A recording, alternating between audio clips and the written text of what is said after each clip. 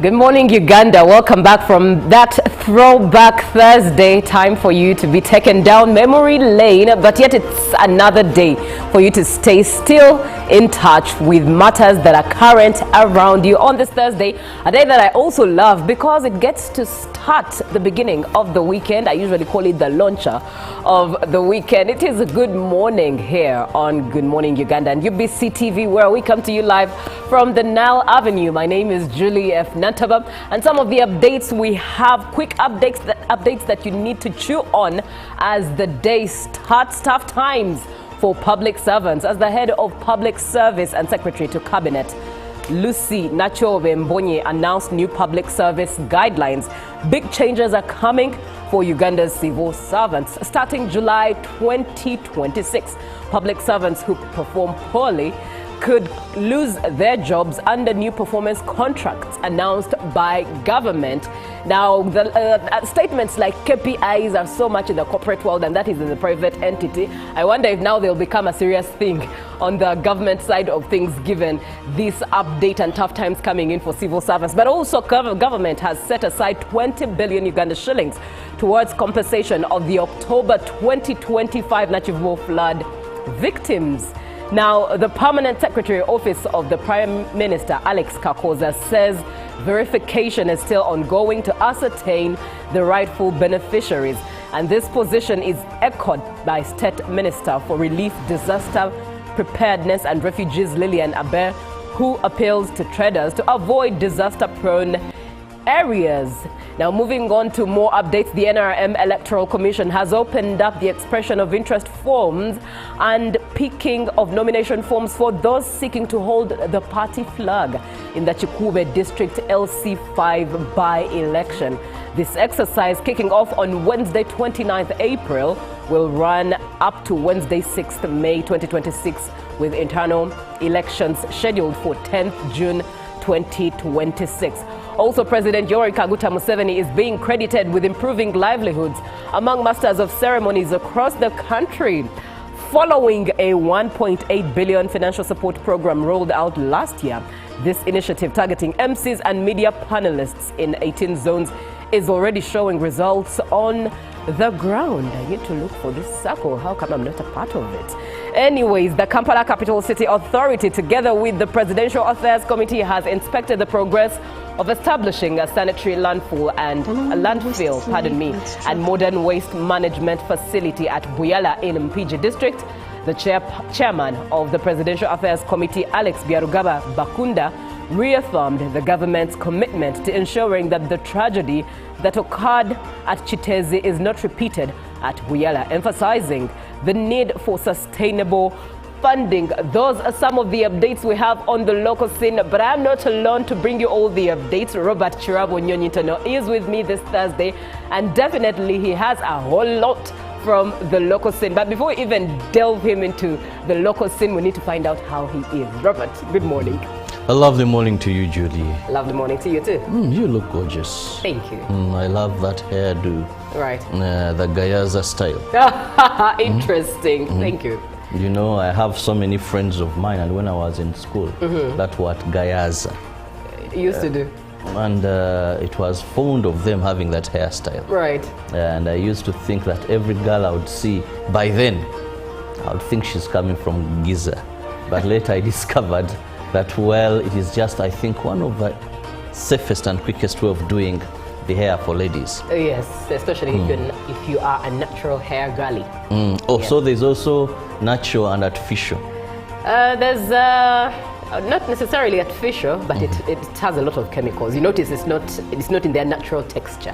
So this it's chemical texture. This one, that one time His Excellency was telling, I think, one of the beauty queens, there's a way he termed it, I won't repeat it. Interesting. What have you been looking at? Well, fuel. I know. In Nsingiro, some petrol stations were selling a liter as high as 10,000 shillings, a liter of fuel. But I want to thank, I'm not advertising, but I just want to thank Shell petrol station in Nsingiro, where for them they chose not to exploit Ugandans and sell at a fair price. Right. though it created a lot of jam because almost everybody was rushing there. But just imagine, how do you sell a liter at 10,000, yet your colleague in the same vicinity is selling a liter of fuel at about 5,500 and something. So for you, you're doubling the price. I mean, Ugandans, yes, we know in business, it's all about maximization of profit. But then also this over-exploitation, extreme exploitation to Ugandans is not very good at all. Because at the end of the day, fuel has a cross-cutting impact. When the price of fuel is high, if a border person was supposed to pick merchandise for someone and he bought a liter of fuel at 10,000, then the goods are going to go to a, at the end of that, it catches up with you. All of us, yes. For you're thinking you're making money by extorting and expensively selling. But your profits will end up in someone else's pocket. Will end up in someone else's pocket. That's very true indeed. Now, Robert, what details do we have on the local scene this morning? Well, I want to start with a sad story. Oh dear. Of a canoe that capsized. Oh yes, yes. Ooh, and, that was such a sad we lost story. lives. As of press time, the bodies had not yet been retrieved, but we hope that they do. Now, a total of 23 people drowned in River Nkusi following a boat accident in Chalen village in Pacha Town Council, Kagadi district, when the passengers aboard a canoe loading bags of charcoal capsized in River Nkusi on shores of Lake Albert in mid-western Uganda. Julius Alan Hakiza, the Albertine police spokesperson, confirmed the incident and identified some of the deceased. Philip Ameru, the Kagadi district police commander, said marine experts and police divers spent the whole night searching for bodies with no success. Julius Businje, the Pacha Town Council LC3 chairperson, regretted the incident, adding that efforts are being made to retrieve the bodies. Tumuhaise Biaruhanga, at 27, one of those who survived, said they were crossing River Nkusi from Bugoma Forest to Pacha sub-county in Kagadi. Musgisa Ndemire, the LC1 chairperson, Chalen village, said his son also drowned in the river, adding that those believed to have died in the boat accident are mainly charcoal burners and farmers who had crossed to Chikuwe to participate in charcoal burning and farming activities and died as they were crossing back to Kagadi side. Survivors and eyewitnesses said the canoe was overloaded and moving at night with less visibility. They noted that no body has been retrieved, asking marine experts and police to intervene. By press time, experts and local residents were still searching for missing bodies. Well, we pray for the families and may their souls rest in eternal peace. Moving on, the question of good or bad remains with the hands of the Parliamentary Joint Committee scrutinizing the Protection of Sovereignty Bill 2026. According to reliable sources, the controversial bill is now at the harmonization stage after successful consultations with the public and other stakeholders. Parliament has issued a notice that the plenary sitting resumes on Tuesday next week, and the order paper accommodates the Protection of Sovereignty Bill 2026. The talk about this bill will temporarily halt for the next few days as the Parliamentary Joint Committee on Defense, Internal Affairs, and Legal and Parliamentary Affairs carries out harmonization process before it is presented for a second reading. The bill, which has been highly cultivated in a high criticism from a wider public, has been listed for plenary on Tuesday next week. On Wednesday, the governor of the Bank of Uganda, Michael Ating Ego, cited inconsistencies with the constitution as the proposed bill. In comes after several stakeholders decried the provisions of the bill, which overwhelmingly give the Minister for Internal Affairs the powers to oversee foreign financing of more than 400 million shillings. Speaking to Wilbur Kayua, a lawyer attached to Crimson Associate Advocates, the bill could attract more civil suits if approved and assented to by the president. Lawyer Kaiwa said the proposals will create fear among foreigners and potential investors to finance various projects in Uganda. The Protection of Sovereignty Bill seeks to safeguard Uganda's self-governance from external influence.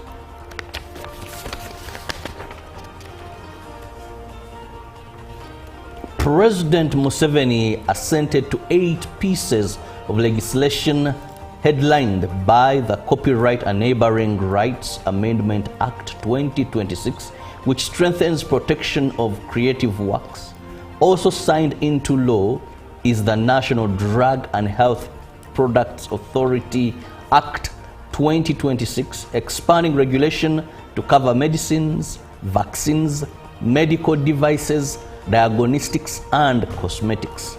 The Energy Efficiency and Conservation Act 2026 introduces mandatory energy standards, audits, and controls on inefficient technologies.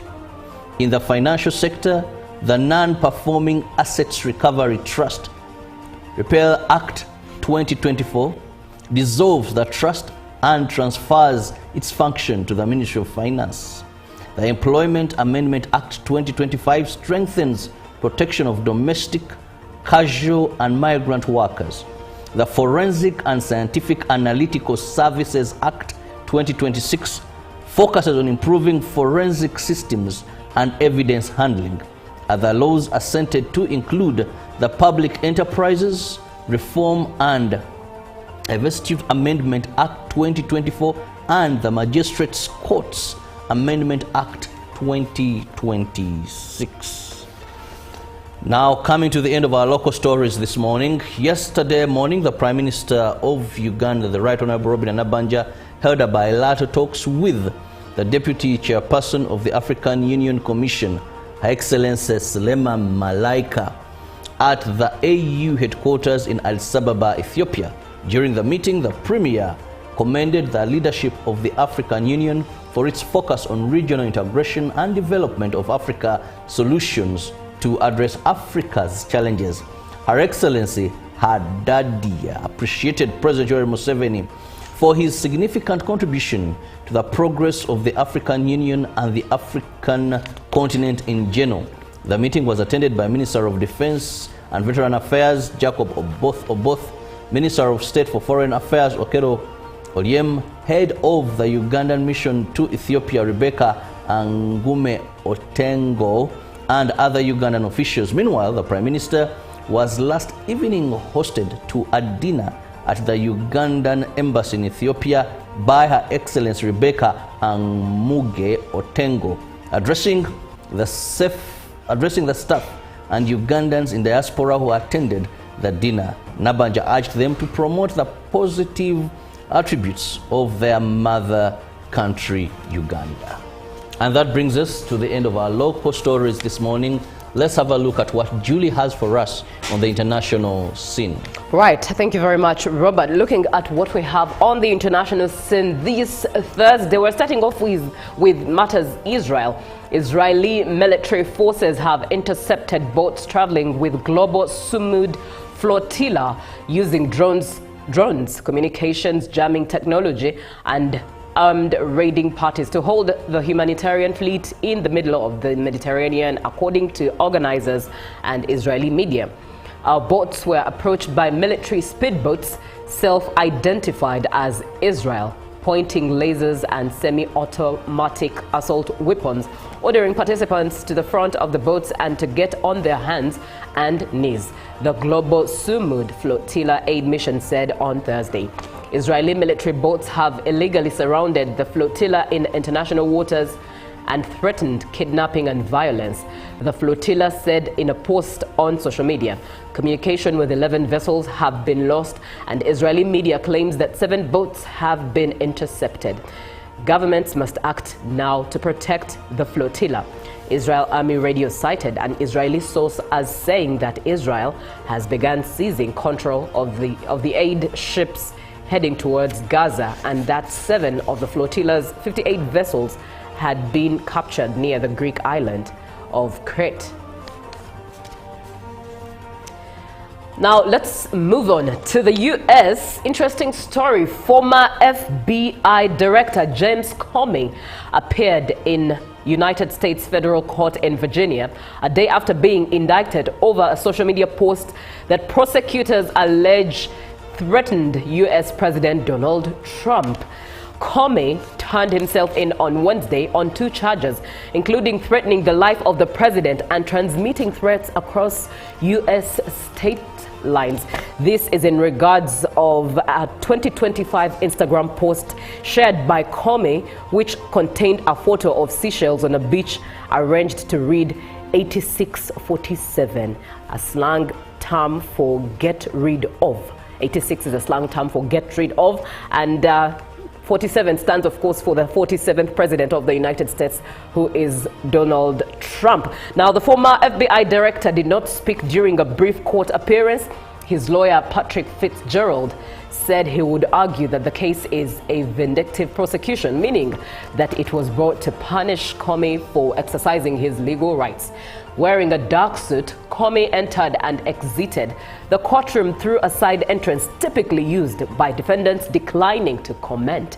A U.S. magistrate judge ordered Comey's release and did not impose any special conditions. His next court appearance is expected in North Carolina, where a federal grand jury returned the indictment on Tuesday. Members of his family arrived shortly before proceedings began. Now, let's move on to the continent, and it's with matters of the former first son. And that is the son to the former president of Zimbabwe. A magistrate has ordered that the youngest son of the late Zimbabwean President Robert Mugabe is to be deported immediately from South Africa after pleading guilty to 2 offenses earlier this month. A court in Joburg on Wednesday ordered Bellarmine Mugabe to pay a fine of $36,000 or face a 2-year prison sentence for brandishing a toy gun in a manner that created the impression it was real, as well as for being in the country illegally. Mugabe was arrested on February 19th alongside his cousin Tobias Matodze after an employee at his home in the affluent Joburg suburb of Hyde Park was shot in the back. Mugabe and Matodze were initially charged with attempted murder. After a failed plea deal, Mugabe, who's 28 years, admitted to being in South Africa illegally and to pointing a toy gun in a separate incident, while Matodze, who's 32 years, pleaded guilty to attempted murder and other charges. Matodze, who was sentenced to 3 years in prison, also admitted to illegal immigration, possession of ammunition, and defeating the ends of justice after police failed to recover the firearm. Addressing Mugabe, Magistrate Rainier Boshoff said he did not know whether Matodze had taken the rap for his cousin, but that he could only rule on the basis of the available evidence. Matodze will be reported to Zimbabwe after completing his sentence. Oh, it's interesting when you find one case that we had in Uganda, the Kanyamunyu shooting, right, where the weapon was never recovered. Interesting. And even here you see the weapon was not recovered. Right. And it's also interesting, I think they're in a switch. I take the pain, you go through. I know, right? That's true. But also, the other thing that stands out for me is looking at children of presidents or first daughters or first sons. For one to, you know, have a clean report or have a clean record of living life, doing life, away from them being the children of the president. Well, for me, it takes a lot to raise them, and they come out right. It takes a lot. You know, I'm a pastor's son. And I would equate it to the same. A president's son as a pastor's son. And I've grown up being, what would I say? The church community judged, yes. You know, everyone looks at you and say, imagine you're, even in your fellow Christians, Christians, even group mates. At one point, someone wakes up and says, So they're all children just like anybody.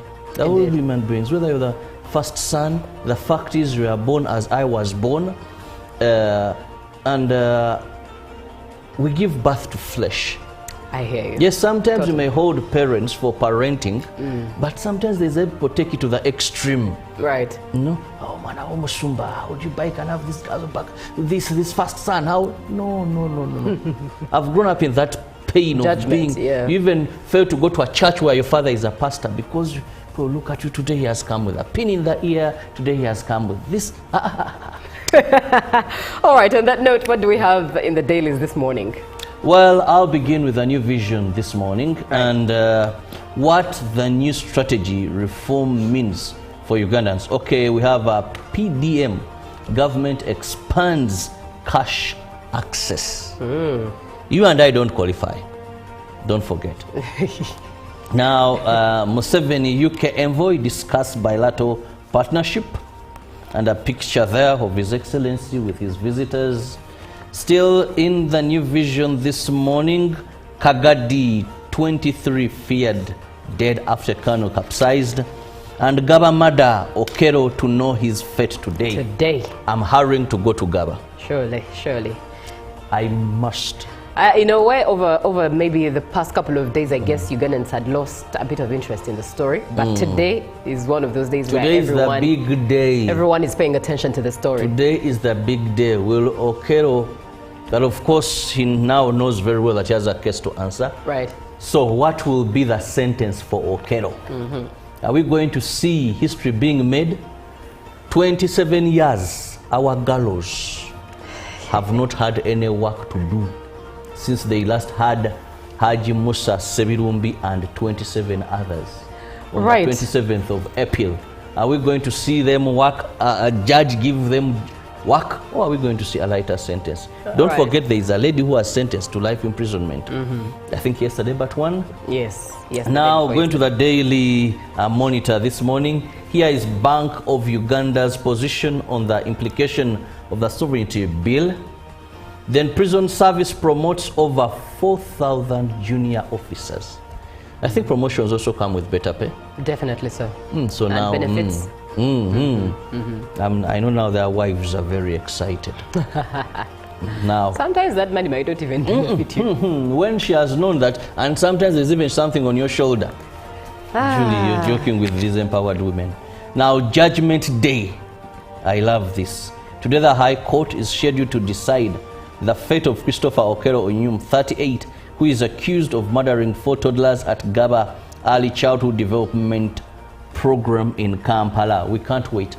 Well, I saw Okero with a paper in court trying to say a lot of things that don't connect. It's interesting how Ugandans have now made his voice a TikTok. There's even an AI thing where he's dancing seriously.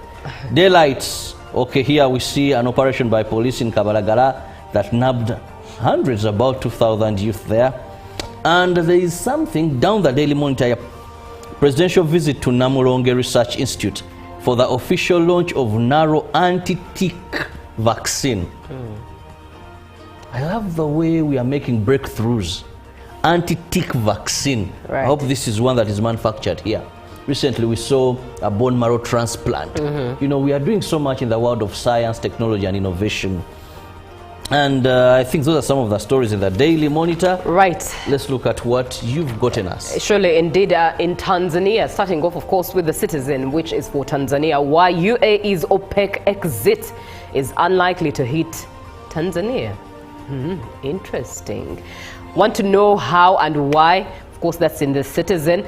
But how Middle East conflict is eroding gains for workers. Also, Tanzania is steady, but regional recovery remains fragile. And CRDP Bank becomes the undisputed market leader as Q1 profit hits 206 billion. Now, looking at the Daily Nation in Kenya, the headline there is slow growth. The country's annual economic scorecard shows mixed results. And also still in the Daily Nation, exposed fertility farms plot to bribe senators over surrogacy bill. And Supreme Court judge nominee, who that is and how much about them, well, that is in the Daily Nation for you. And that brings us to the end of what updates we have for you this morning. And that means it's time for us to take that short break as we prepare to get back for another conversation. Now, for you to be part of it, 0709-602592 by WhatsApp. It's how you're able to participate and be part of every conversation here on Good Morning Uganda. A major greeting to Okello, who is in Siwa, Tororo. You say good morning, UBC TV. I'm loud and clear. Thank you so much for being on. Shocked. That. Oh God, he's just being savage. Let's have a short break. We'll be right back with another conversation. Live from UBC Studios in Kampala, this is Good Morning Uganda.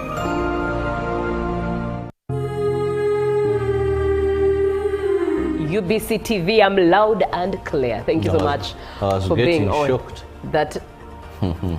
Oh God, he's just being savage. Let's have a short break. We'll be right back with another conversation. UBC TV, I'm loud and clear. Thank you so much for being on. Shocked. That. Oh God, he's just being savage. Let's have a short break. We'll be right back with another conversation. UBC TV, I'm loud and clear. Thank you so much for being on. Shocked. That. Oh God, he's just being savage. Let's have a short break. We'll be right back with another conversation. UBC TV, I'm loud and clear. Thank you so much for being on. Shocked. That.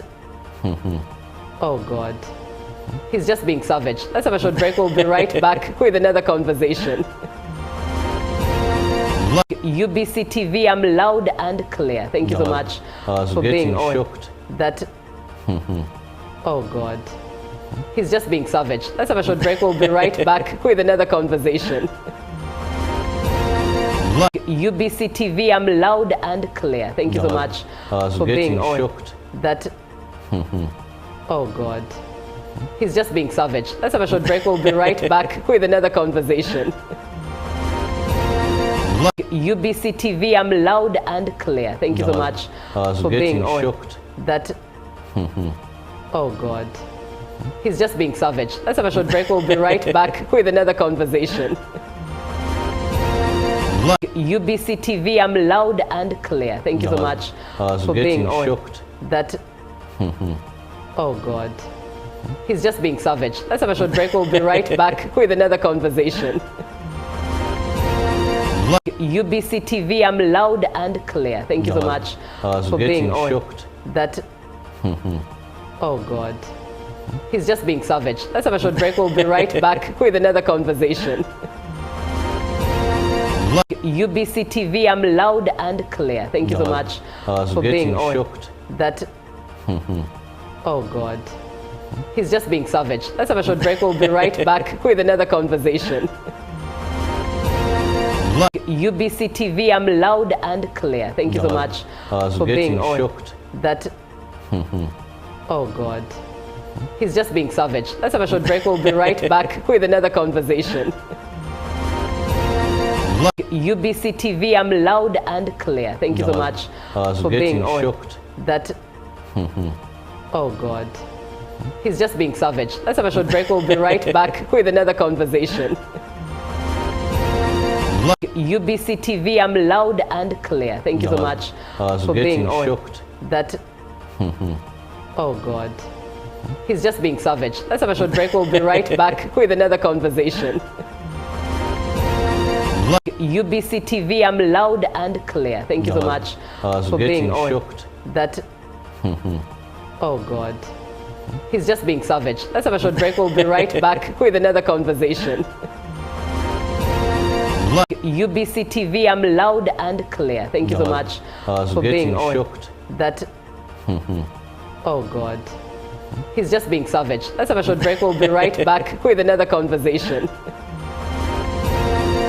UBC TV, I'm loud and clear. Thank you so much. UBC Studios in Kampala, this is Good Morning Uganda.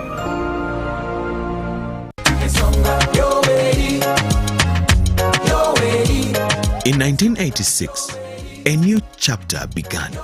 A fundamental change was etched into the heart of our nation. Uganda has since then witnessed a socio-economic transformation under the leadership of President Yoweri Kaguta Museveni through peace and security of persons and property, economic growth, infrastructure expansion, health improvements, education, regional integration, industrialization, digital transformation, youth and women empowerment, wealth creation, among others. A nation once in recovery is now a beacon of regional stability. The people have spoken, and the NRM government has been given another term in office. The Board of Directors, management and staff of the Uganda Broadcasting Corporation proudly congratulate His Excellency Yoweri Kaguta Museveni Tibuhaburwa upon his resounding victory in the recent elections. Witness history as it happens as we broadcast the swearing-in ceremony on Tuesday, the 12th of May 2026, live at the Kololo Independence Grounds, here on UBC TV, our radio stations, and all our digital platforms.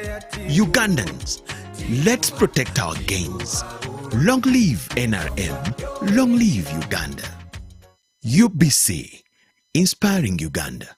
For decades, farmers have battled the persistent threat of ticks and tick-borne diseases. These diseases lead to animal death, reduced productivity, higher costs, and lower farmer incomes. But today, science, led by the National Agriculture Research Organization, NARO, delivers a breakthrough. The NARO and tick vaccine, a proudly Ugandan innovation funded by the government of Uganda, is poised to transform livestock health and strengthen economic prosperity. It will reduce tick infestation, lower production costs, increase productivity, and open new opportunities for regional trade and export growth. His Excellency General Yoweri Kaguta Museveni, the President of the Republic of Uganda, will on Thursday 30th April 2026 officially launch the NARO and tick vaccine and commission the production plant at the National Livestock Resources Research Institute at Nache Sasa in Wakiso District.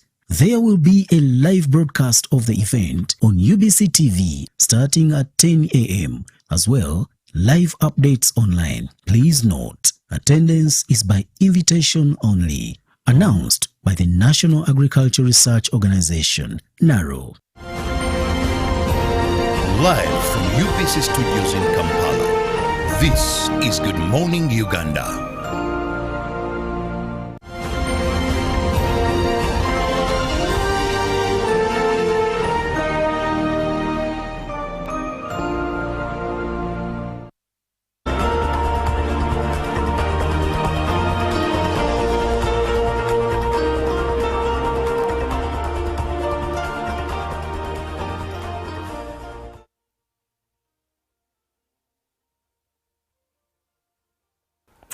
A very good morning to you. Thank you so much for watching UBC TV this Thursday morning. And if you're just joining us, you're welcome. This is Good Morning Uganda. And if you started the show with us, this is Good Morning Uganda. And thank you for choosing to wake up with us and start your day with us. My name is Julie F. Nantaba. It's time for The Real. And we are looking at Matters Labor Day celebrations. Preparations underway in Buikwe ahead of the International Labor Day celebrations.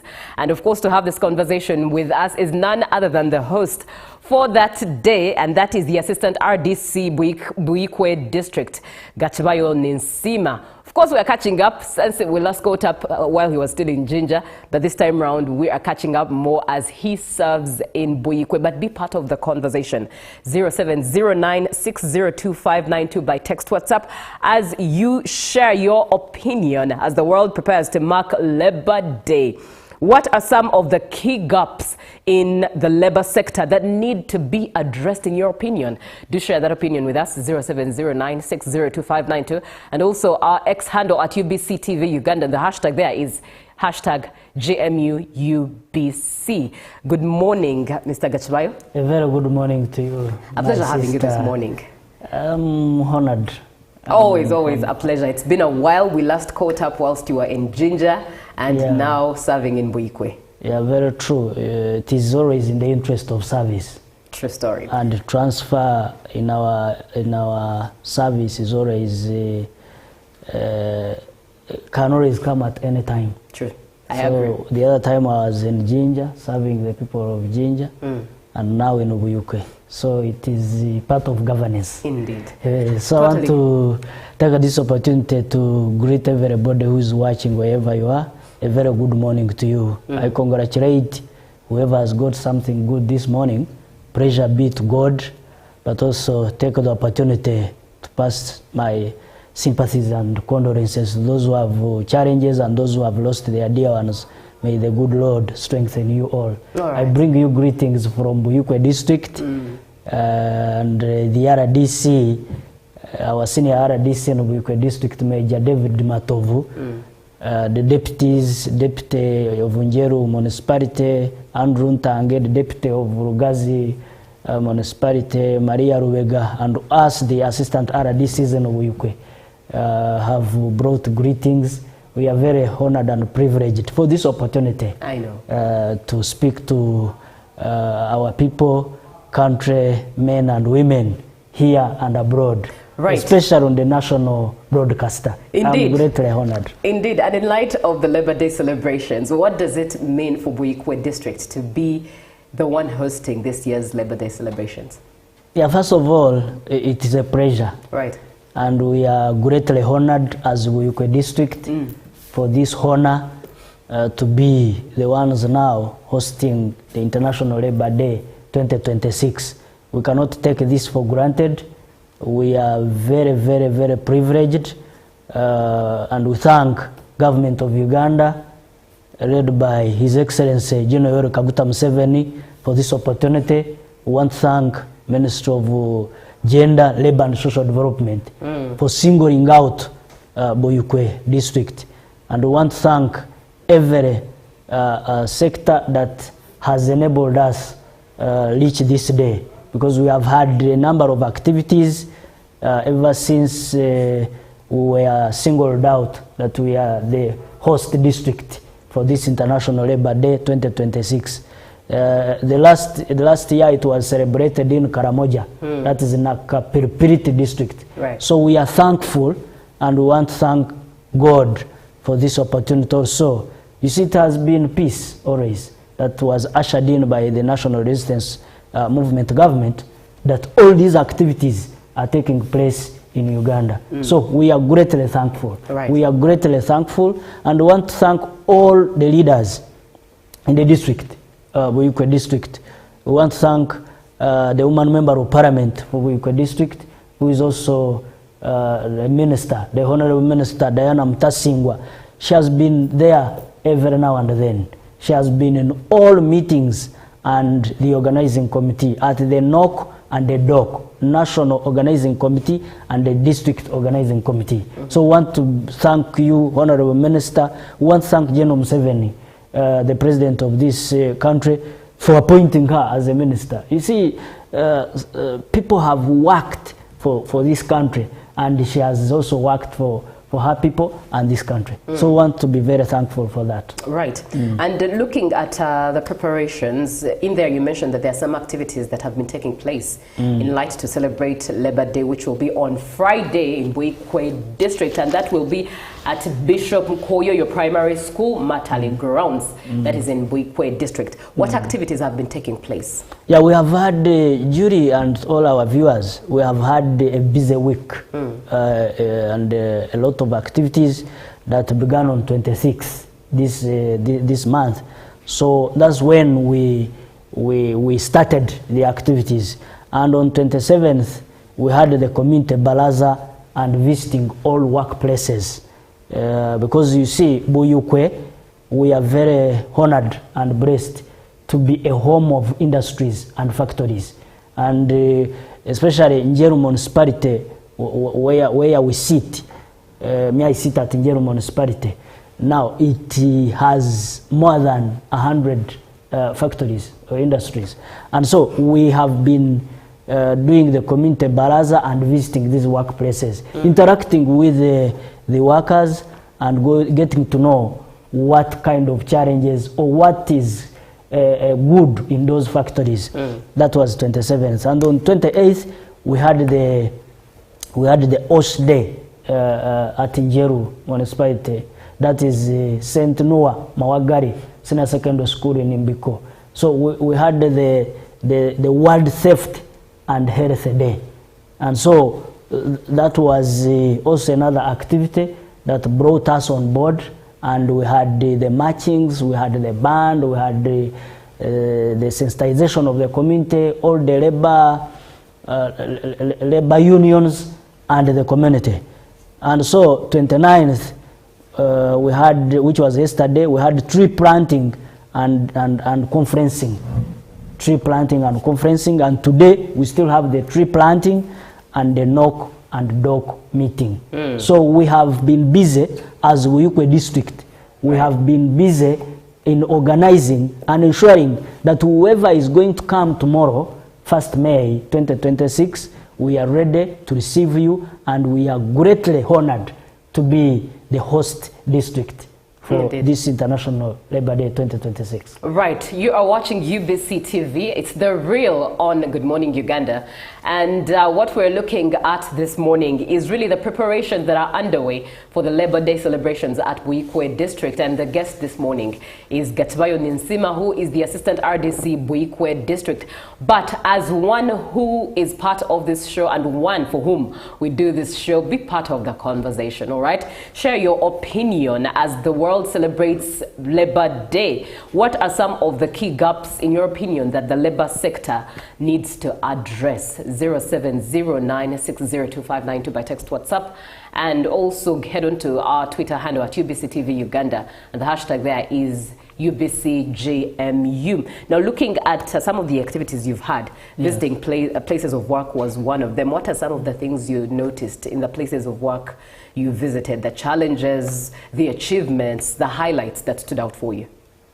Yeah, first of all, I want to thank the factories and industries in Ubuyukwe that have offered jobs to Ugandans. You know, I am a student of Genome 7 in leadership, and I've always followed him on very many platforms, especially when he's delivering his message to Ugandans. He said the problem in Uganda are not jobs, but the challenge is vision or the attitude. Now, and the sector, the private sector especially, that has offered the biggest percentage of jobs to our Ugandans, we cannot take it for granted. So I want to thank all the industries, all the factories in Ubuyukwe district that have offered jobs to Ugandans.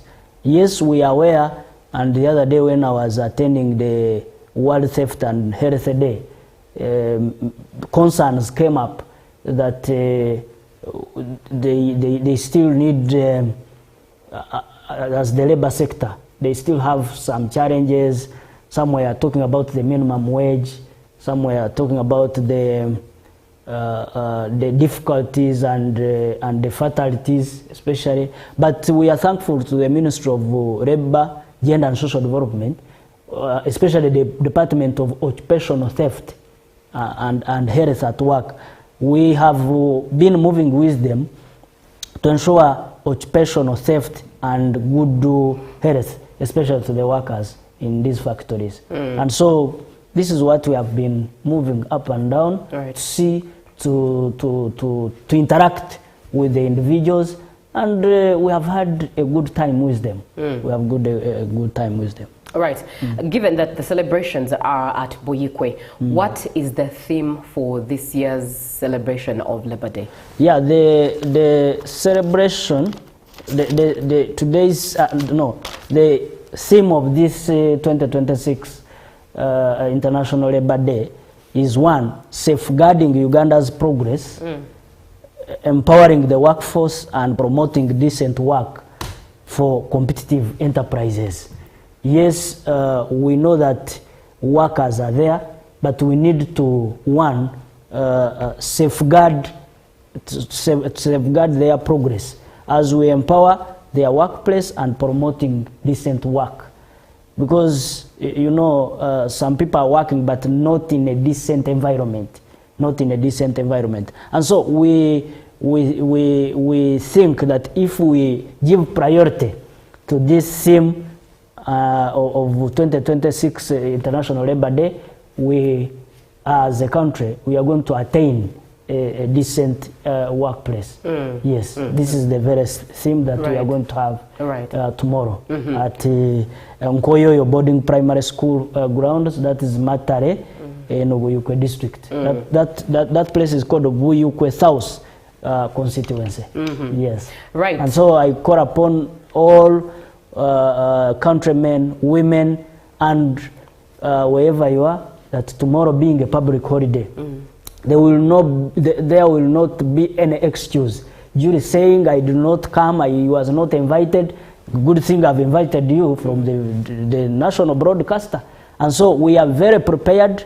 We invite you to come tomorrow as early as 8 a.m. in the morning, because we shall have started the welcome, the team welcoming all those visitors who will be coming.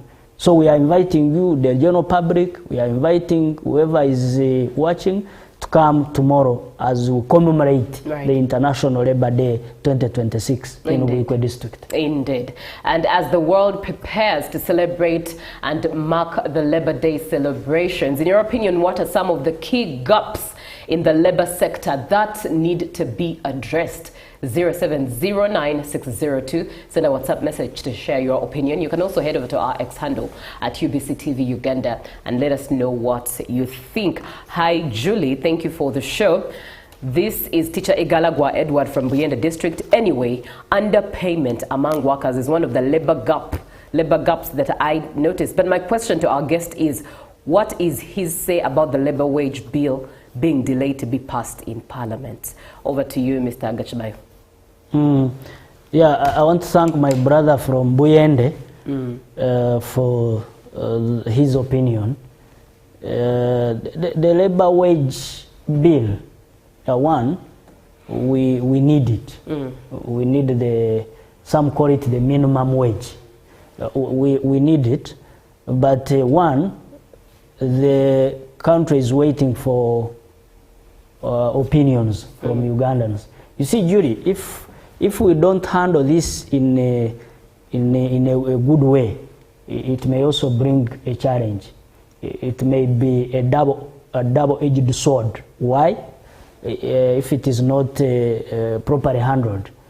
We are still waiting for the labor for the labor board, the labor wage board, to come up with all these opinions and see how do we handle this. Number two, if it is not handled properly, it may scare away even our investors in one way or the other, or even bring to the collapse of some these private sectors, or even at our workplace. Take an example.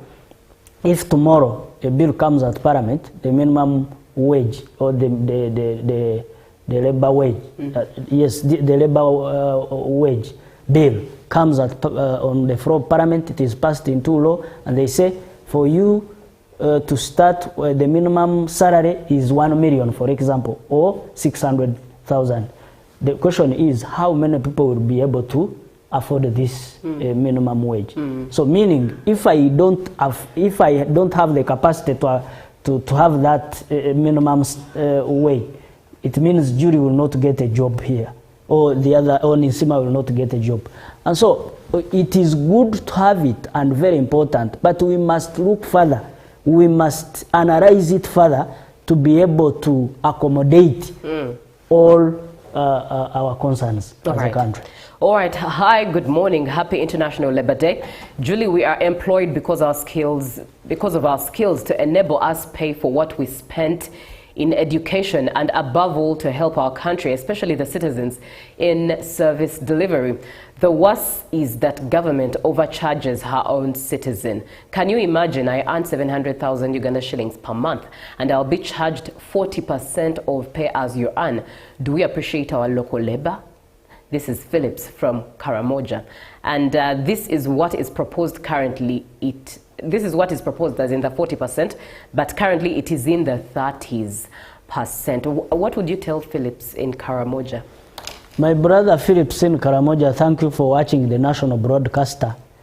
Judy and all our viewers, there is no country that has ever taken a step in development when citizens are not paying taxes. Right. Even the framers of our constitution, the 1995 constitution as amended, when you look at Article 17, Clause 1G, it tells you it is your duty, my duty as a citizen, to pay taxes. So his concern about the deductions, we must appreciate that for government to get services or to give us services, it must get from the taxes. We must participate as our duty to pay taxes. And I think his concern comes from the fact that, yes, we are paying the taxes, but then we're not exactly receiving the services as we expect. You find that you pay tax and you pay more for the services, and that's where the conundrum clashes. No, government is committed to ensure better service delivery to all our citizens. Yes, we agree some things may not be, as perfect as we expect them, but government is not sleeping. Government agencies and departments and ministries are doing whatever they can to perfect the service delivery. Right. And actually, when you look at the NRM manifesto 2026-2031, President Museveni has always been emphasizing this, that we are going to ensure this time round that services are brought nearer to our people and for the betterment of every Ugandan. Right. So, to me, I think let's wait for this term. Whatever has not been perfected in 2021, 2026, it is going to be perfected 2026, 2031 manifesto.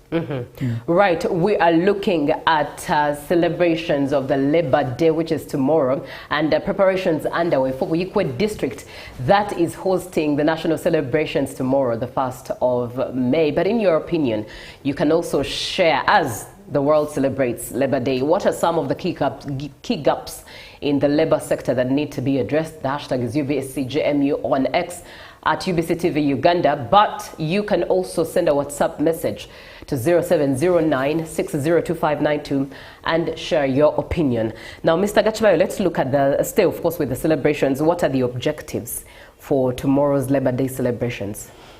First of all, as I told you in my preamble, that today we have a meeting with the NOC and the DOC, the National Organizing Committee and the District Organizing Committee in Matare. We have a meeting. And in this meeting, we are going to do the final touches and arrange very properly what exactly are we supposed to do, what we call the division of labor by the NOC and the DOC for tomorrow's activity. That's number one. Number two, we are ready as a district. Right. We are very ready. Everything is in high gear. And when you go to Buyukwe, especially Matare, you may think it is a capital city now. Everybody is busy. Ugandans are making money, and people have started arriving. The nearby hotels are making money, and everything is in high gear. And so, we are hopeful that tomorrow the agenda is well set, right, and we shall move by the agenda. So that's why we are calling every Ugandan, every person watching wherever you are watching from, to come as early as 8 a.m. in the morning. Yes, and don't come with the sharp objects. Don't come with a gun, don't come with a pistol. You know where the commander-in-chief of the armed forces is. Everything the security is guaranteed. He's already the commander-in-chief of the armed forces. Right. So you don't need to come with your ammunition. Leave it there. Don't come with huge bags. or luggage. You know, don't come with sharp objects, because you'll be subjected to a heavy security checkups as you are entering, and be ready to be guided at the venue. When they tell you go this side or sit in this tent, don't say that, but me, I am like this. No, we are all guided by the protocol. We are all guided by the ushers and the organizing committees. Yes. Thank you very much. Now, looking at some of the comments coming through, and of course, this is in regards to you sharing your opinion as to what some of the gaps are, the key gaps are in the labor market of Uganda, and what gaps those are that need to be addressed. There are staffing gaps in the districts, no room for growth in the staffing structure. Yet this could create room for entry jobs for others. Ministry of Public Service to streamline a uniform staffing structure in all government. Kennedy Okello from Abim district therein says that the Ministry of Public Service needs to streamline a uniform staffing structure in all local governments. And taxes are exaggerated. How I wish even MPs paid taxes the same way we are charged. Totally hear you on that. And good morning, casters. This is Dixon from Lira. As teachers, we are working under terrible circumstances, being harassed, mistreated by bosses, and above all, working without regular pay in most private schools. So we plead for fairness and justice as we celebrate the 2026 Labor Day. Good morning, Julie. I'd propose the discussion to include the marginalized people like albinos. Thank you for the program. Teacher John Osire from Chaliwajala, Namugongo. Thank you, Teacher John, for being on the show. And taxes. Hopefully the guest is aware that we pay taxes to get services, such as public utilities like tap water. On top, we pay another tax to get water. Can you imagine? Thank you so much for your opinions as we look at what some of the key gaps in the labor sector are that need to be addressed. But of course, looking forward to the celebrations of the Labor Day tomorrow at Buikwe district with the opinions that have been shared. Mr. Gachivayo, what are your 2 cents on some of the opinions? You see, an international Labor Day, this day is historical. This is a historical day that began in the late 19th century, Jury and our viewers. And it began in 1886. Right. You remember a section of workers, labor workers who demonstrated a peaceful strike about this.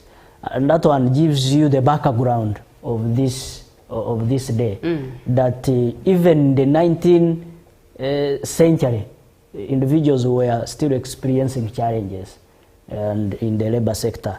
We know that challenges are there, but as government, we are working closely with the trade unions and the labor unions to see that these gaps are really worked on. Right. Yes. And yes, I want to appreciate those who have given in their comments and their opinions. There is someone from Abim who talked about the structure and Ministry of Public Service. You have just read the news in your opening remarks of Good Morning Uganda, where the head public service has alluded to it. And so we believe that if we work closely with the relevant authorities, Ministry of Public Service has always tabled this. Yes, we are aware that a satisfied labor force can take this country higher. All right. Yes, so I think we are not seated as government. We shall work on this closely and collectively with relevant authorities. The taxes, he said taxes are what? Exaggerated. Like I said, the country cannot grow world over. There is no country that has ever developed when the citizens are not paying taxes. And so what we expect from government is the quid pro quo. Quid pro quo, that if we have paid the taxes, what exactly do we get? And those are the services. And so we believe that the services in this in this 2026-2031 manifesto, the NRM manifesto, everything is going to be perfected. And that's what we expect. My brother from Lira, that the teachers are mistreated. I have not captured exactly how are they mistreated, but he spoke about the private sector. Yeah, we have the private sector foundation. We have it, and it is always on board, especially in the trade unions, to ensure that even if you are working for a private school, you are not mistreated, or you are not, not given a proper and good environment. Yes, this I think if it is there, we must report this one, and also get in touch with the labor unions. You see, what we encourage Ugandans is to join these labor unions or trade unions, because there you have a one voice. You have a one voice, and even if there is a problem, it can be addressed there and then. Teacher John talks about the utilities, the taxes of the utilities. This one from Teacher John. Yeah, you see, utilities are paid. Teacher John really was talking of including marginalized people like albinos into the labor force, and what plan there is, things like that is what he was really highlighting. But you see, even the framers of our constitution, the 1995 constitution as amended, Article 32 talks about the affirmative action in favor of marginalized groups. So this has always been thought about by the NRM government, led by General Yoweri Kaguta Museveni, and it was even included in the constitution. And so we believe we cannot act unconstitutional as government, but rather we promote and defend the Constitution of the Republic of Uganda. So I want to end by telling you and inviting you tomorrow for the International Labour Day in Obuyukwe. That is Matare Nkoyo, your primary school grounds. We shall be there to welcome you all. We shall be there to wait the message from His Excellency, the president of this country, General Yoweri Kaguta Museveni, and who is also the president-elect. Yes, so we are eagerly waiting for him, and we shall welcome him. We shall get to hear from his message. And the Minister of Gender, Labour and Social Development, we are very honored for this opportunity as Obuyukwe District to be the host of this international and historic day for International Labour Day. All right, thank you very much. That is Gatbayo Ninsima, who is the Assistant RDC Buikwe District, been speaking with us as we prepare for the Labour Day celebrations tomorrow, taking place at Buikwe District. Bishop Nkoyo, your primary school, Matale Grounds in Buikwe District is the venue for the celebrations. Thank you so much for being on the show. Up next is JMU Tourism Express. Good morning.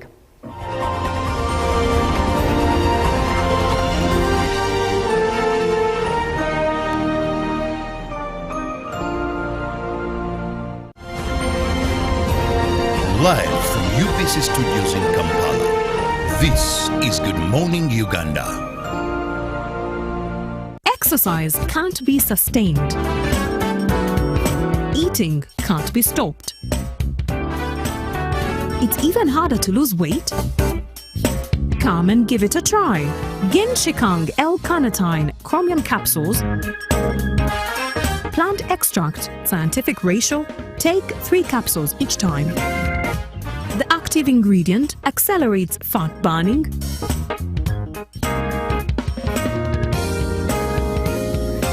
eat twice a day,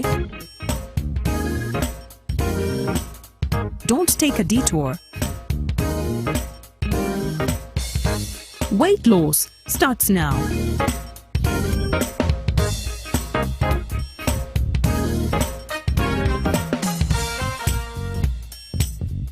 Genshikang L-carnitine with chromium capsules helps you stay in shape. Please follow medical advice when taking this product.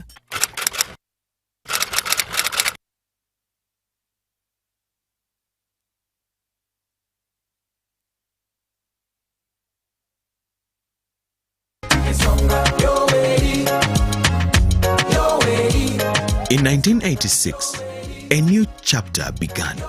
A fundamental change was etched into the heart of our nation.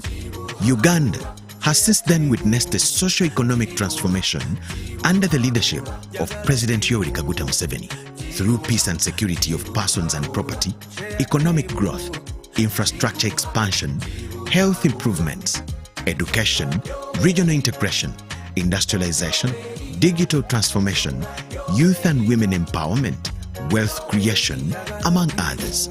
A nation once in recovery is now a beacon of regional stability. The people have spoken, and the NRM government has been given another term in office. The Board of Directors, Management and staff of the Uganda Broadcasting Corporation proudly congratulate His Excellency Yoweri Kaguta Museveni Tibuhaburwa upon his resounding victory in the recent elections. Witness history as it happens as we broadcast the swearing-in ceremony on Tuesday, the 12th of May 2026, live at the Kololo Independence Grounds, here on UBC TV, our radio stations, and all our digital platforms. Ugandans, let's protect our gains. Long live NRM, long live Uganda. UBC, inspiring Uganda. Live from UBC Studios in Kampala, this is Good Morning Uganda.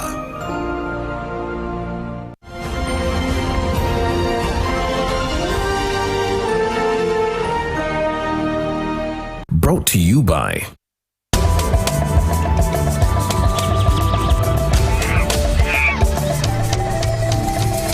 Uniquely Ours. Explore Uganda. Good evening, everyone. Guys, where is the vibe? Is it the food?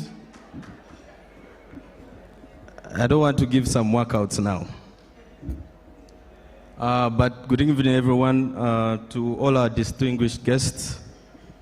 We thank you so much for joining us today. My name is Francis Nyende, the Marketing Manager of Uganda Tourism Board. And I'm here on behalf of our CEO, Ms. Juliana Kagwa, who left a lot earlier. I think everything has been said. It's hard to follow all the great speakers that have come here today, but I think I'll go straight to the point. Ambassador Juju, Derek, I think we are so honored. I think in you and the work we've seen here today, we see the true purpose of our tourism and Uganda Tourism Board.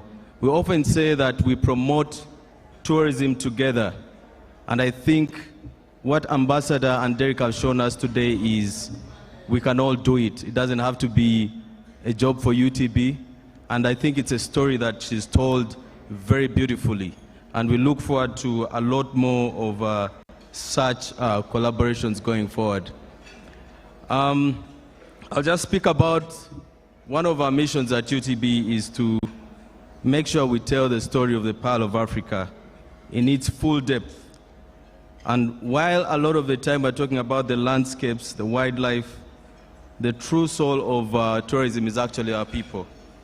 And I think you can see what Ambassador Juju and Derek have done, bringing this amazing story of the Nile through their own experiences. So we definitely are happy to have been part of this.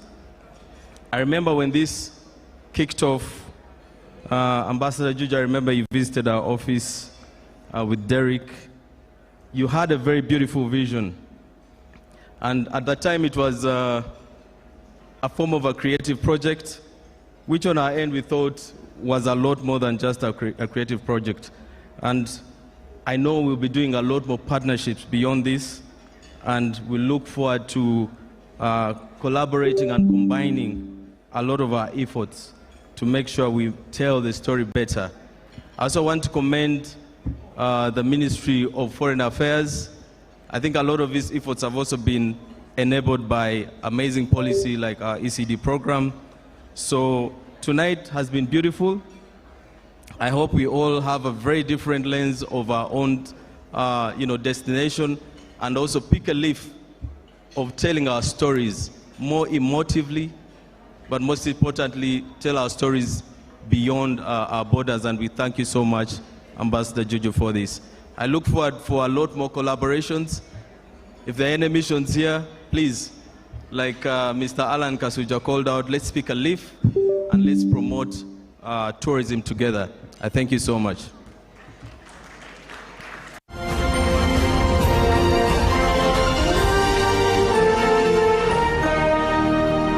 Brought to you by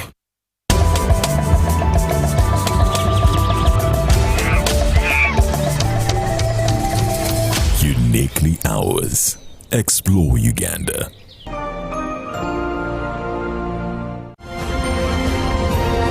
Live from UBC Studios in Kampala, this is Good Morning Uganda.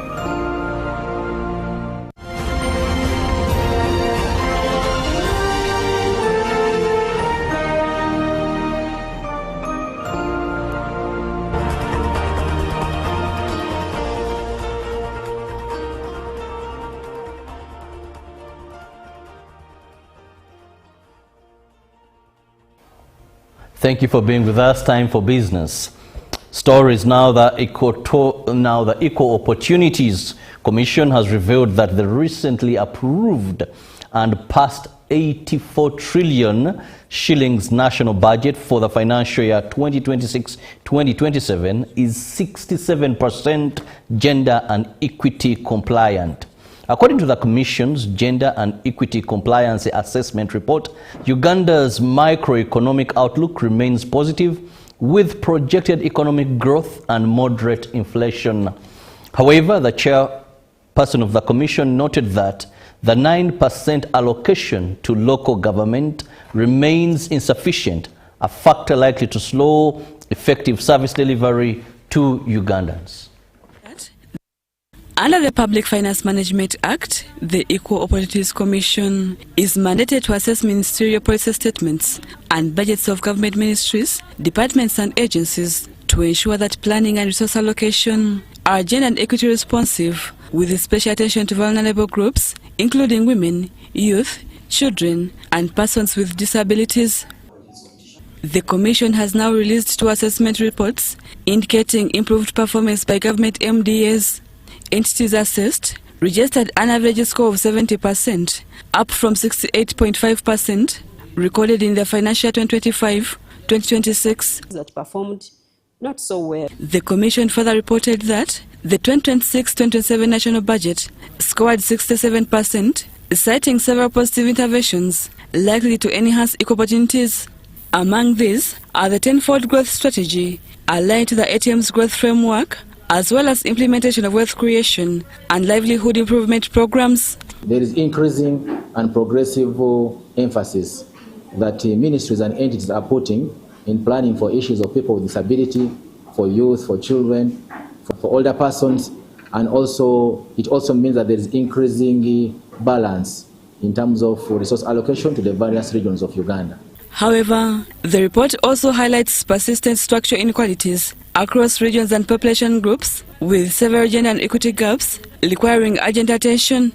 43 is from services, which is the fastest growing, but opportunities tend to favor individuals with higher education, digital skills, access to capital, limiting participation of rural populations, women, youth, and... The budget should follow the people, and the people here are young.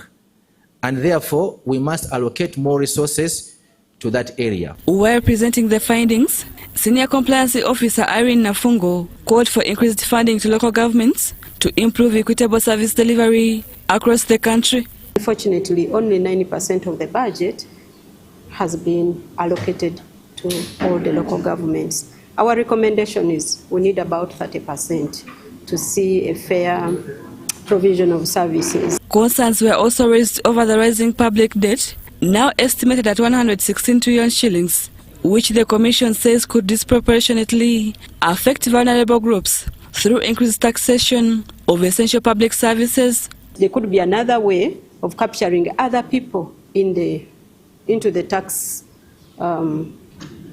domain, so more people pay than putting tax on essentials. For instance, people in mining. Stakeholders from various government MDAs also shared their views on the findings. It is important for us to know that the government of Uganda, that the EOC are ensuring accountability and equal access to these services. The judiciary has put a board which is operational, but I'm taking a court to the people who are underserved. Rebecca Nantongo, Susan Nabgude for UBC News.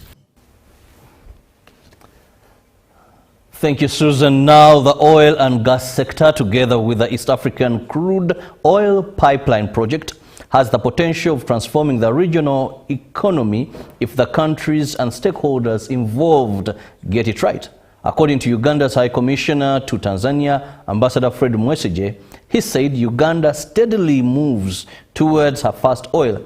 The country is witnessing the rise of the sector that is not only transformative to the national level, but also the region at large. Uganda's High Commissioner to Tanzania, retired Colonel Fred Mwesigye, has praised the cordial relations between Uganda and Tanzania, saying the strong partnership has been key in harnessing oil and gas resources through joint infrastructure development. Ambassador Mwesigye notes that the oil and gas sector in East Africa is no longer a story of potential, but one of progress, execution, and opportunity.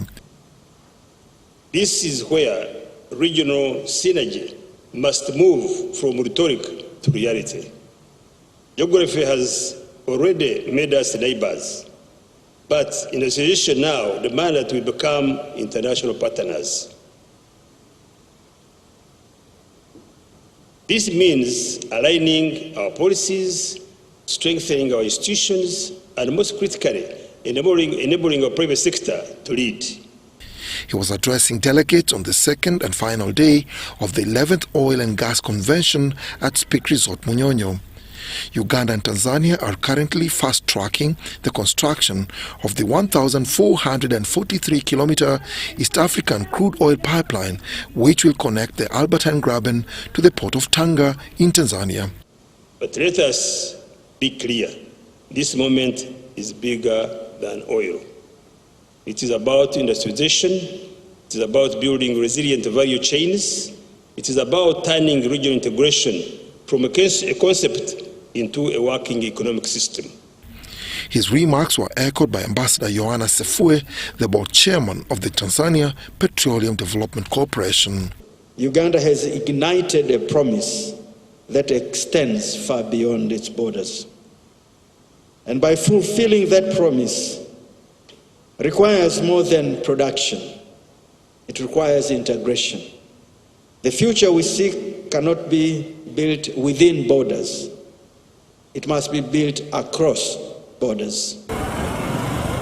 If managed well, the oil and gas sector will provide the foundation for broader industrialization by supporting manufacturing, boosting trade, strengthening logistics networks, and creating sustainable employment across the region, says the State Minister for Trade, General Wilson Mbadi. Uganda's oil can therefore become a transformative catalyst if it is linked to the rest of the economy.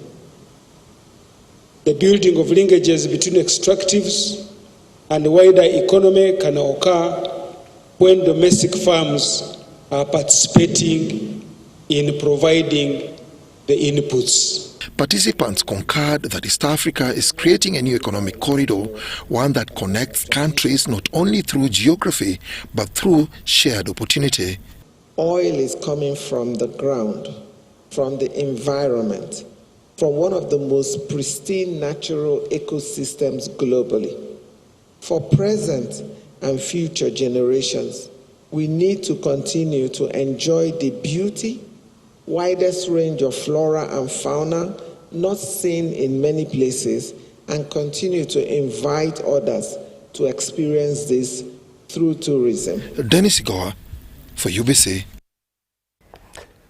Uganda, like many parts of the world, continues to grapple with the rising cost of shortage of fuel, a situation that has been caused by war. Now, however, amidst this crisis, some border riders are expressing joy because they are not affected by the situation, because they are using what is termed as the e-motorbikes. Let's take a look at this. as the country remains under pressure due to fuel scarcity, the chairperson of the United Boda Riders Corporation Union in Uganda, Frank Maweje, says the fuel crisis has become a serious concern.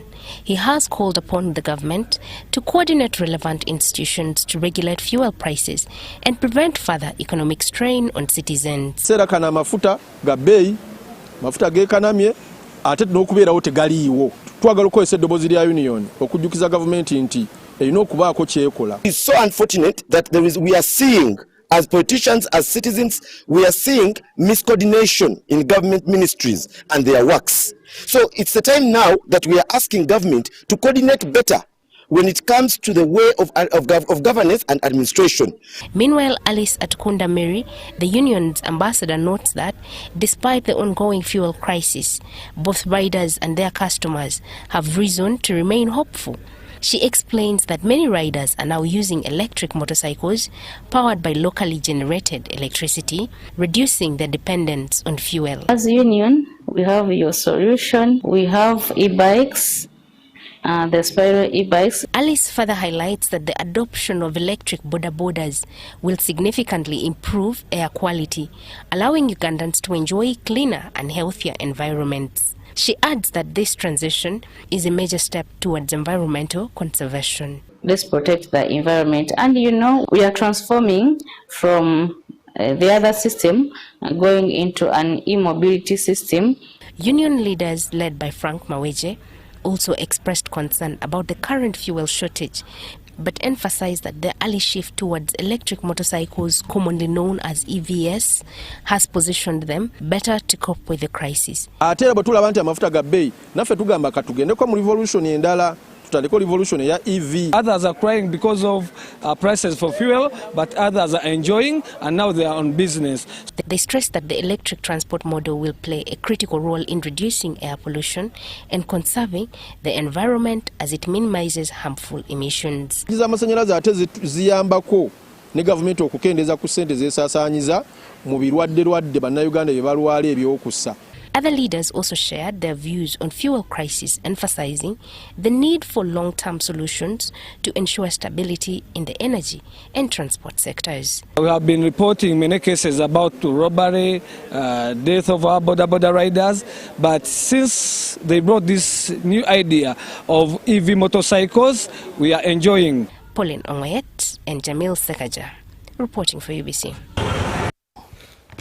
Well, thank you so much for those business stories. Now that brings us to the end of our business stories. Now we'll go for a break, and when we return, we have Julie and one of the MPs elect representing the workers who will be discussing so much regarding the plight of workers and the significance of Labor Day to a worker in Uganda.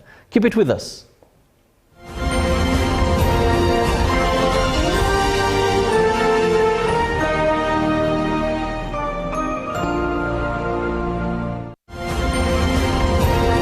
Live from UBC Studios in Kampala, this is Good Morning Uganda.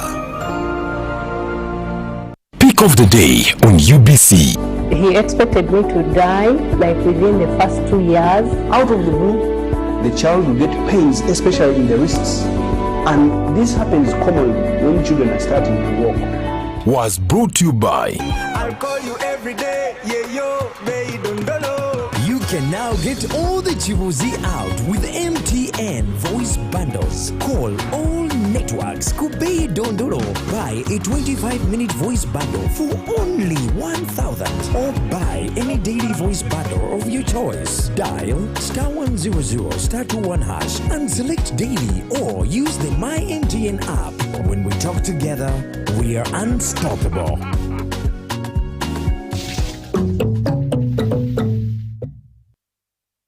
Exercise can't be sustained. Eating can't be stopped. It's even harder to lose weight. Come and give it a try. Genshikang L-carnitine chromium capsules, plant extract, scientific ratio. Take 3 capsules each time. The active ingredient accelerates fat burning,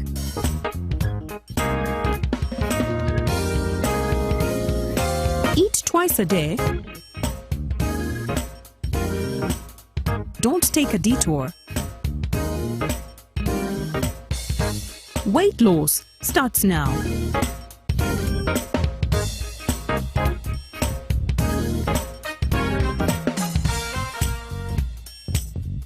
Ginshikang L-carnitine with chromium capsules helps you stay in shape. Please follow medical advice when taking this product.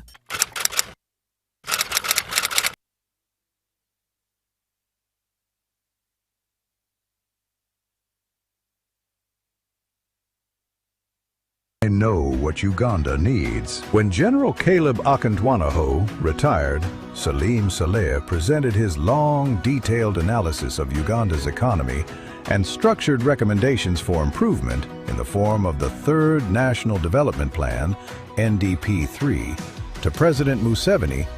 He laid out the kinds of problems that many Ugandans feel every day, but rarely see captured in one place. He was doing what he has done for years, breaking down the problems holding back ordinary Ugandans.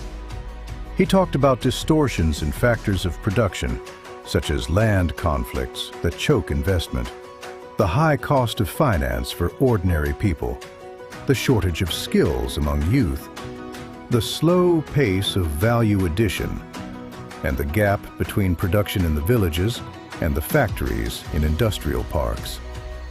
It was the kind of diagnosis a technocrat offers when trying to get a country unstuck. The president's reply was striking in its simplicity. I know what Uganda needs. At first, to others, it might have sounded almost dismissive. But when placed in the context of 40 years of state rebuilding, economic reform, and political stability, it revealed something deeper. A belief that Uganda's path to transformation has been consistent, deliberate, and informed by lived experience rather than theory. His confidence is not based on guesswork. It's based on the journey already traveled. He always stresses that any serious revolutionary discussion about the economy of Uganda, or indeed much of Africa, should include the following questions. 1. What was the economy of Uganda like in 1900, at the dawn of colonialism? 2. What was the economy of Uganda like in 1962, at the sunset of colonialism? 3. How and what was the magnitude of the collapse of the Ugandan economy between 1971 and 1986? Idi Amin, Obote II, Okello. 4. What, therefore, was the economy of Uganda like in 1986? 5. What is the Ugandan economy like today, and why?